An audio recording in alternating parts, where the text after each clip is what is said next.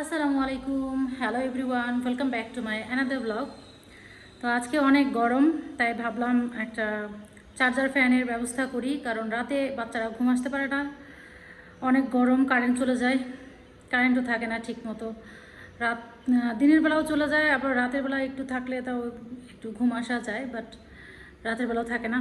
তো বাচ্চারা একা একা এই যে ল্যাপটপ দেখতেছে, আরেকজন এখানে টিভি দেখতেছে। তা আমি এখন যাব যে একটা ফ্যানের ব্যবস্থা করব, দেখি কেমন ফ্যান পাই। বাসায় এসে পড়েছি। এখন যে কাজে গেছিলাম সেই কাজ কমপ্লিট হয় নাই, কারণ বাইরে যেয়ে দেখি বাইরে হরতাল চলতেছে, সব কিছু বন্ধ একদম। বাজারে যে সব বন্ধ থাকবে, আমি কালকেও গেছিলাম তখন বন্ধ ছিল না, কিন্তু আজকে বন্ধ আর কি। তো গিয়ে ঘুরে আসলাম। তো জাস্ট আজকে শুধু নিয়ে আসলাম চাউলের বস্তা, নিয়ে আসলাম, চাউল শেষ। আর এদিকটাই হচ্ছে স্বপ্নতে গেছিলাম একটু, এটা আমার মশলা রাখার ইয়াগুলো নষ্ট হয়ে গেছে, তাই এটা নিয়ে আসছিলাম। এটা পরে দেখে এদিক দিয়ে একটু ফাটা ছিল, পরে এটা চেঞ্জ করে নিয়ে আসলাম স্বপ্ন থেকে। আর বাচ্চাদের জন্য আইসক্রিম আর ডিম নিয়ে আসলাম। তো আজকে রাতটা কষ্ট করে কাটাইতে হবো, কিছু করার নেই। আসো খাও চকলেট, আইসক্রিম খাও। আইসক্রিম খোলো, ডিমটা আমি রান্না করে রাখি, তুমি আইসক্রিম খোলো। হ্যাঁ, আইসক্রিম খাবে না?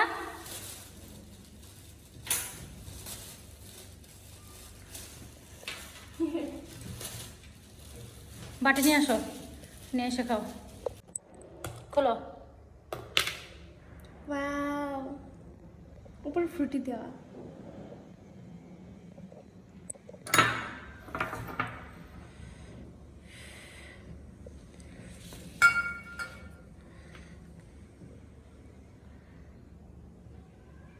এসে থেকে নেবো।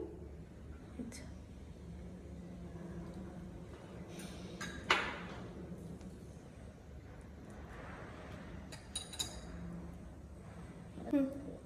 পুষিকে দাও।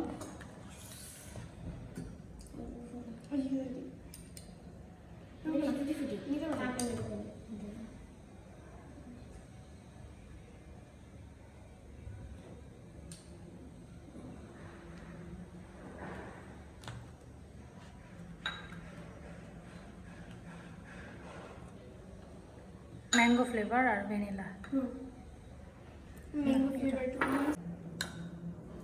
হয়েছে, এত লাগবে না আমার।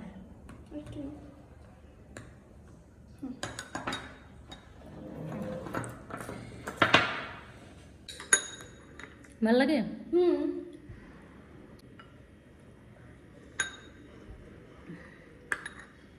এটা হচ্ছে ম্যাঙ্গো।